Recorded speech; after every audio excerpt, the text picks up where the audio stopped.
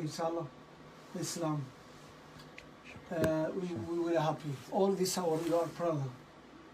Inshallah ta'ala. We feel today we have new brother, inshallah, in our religion. We say, Ashhadu an la ilaha illallah wa ashhadu anna Muhammadan abduhu wa rasuluhu.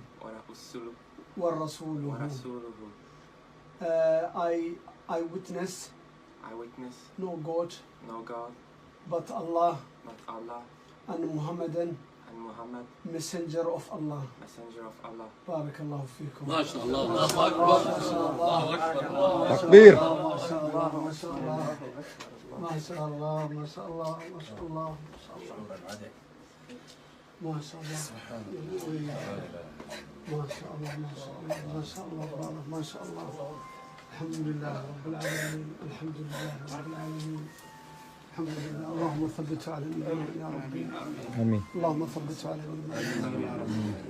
اللهم ثبت على الإسلام يا رب العالمين. اللهم تقبل منا يا رب العالمين.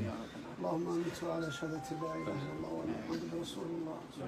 اللهم اجعله يا رب العالمين ثابتا داعيا إلى الله سبحانه وتعالى.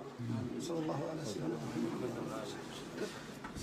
Welcome brother. Welcome brother. We are very happy. We are very happy. För mig idag, alla dina synder är borta. Det är precis som du hade född idag.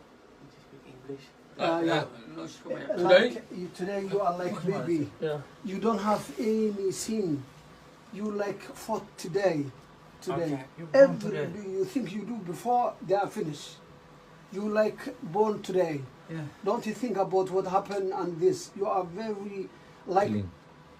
you are better for us. Actually, you know, I am 52. I do many things, bad. But Allah subhanahu wa ta'ala was asking me. But about you, what you do before, no Allah ask you. Finish. Nothing. That's why you are very lucky. Better us, wallahi. Alhamdulillah. Barakallahu.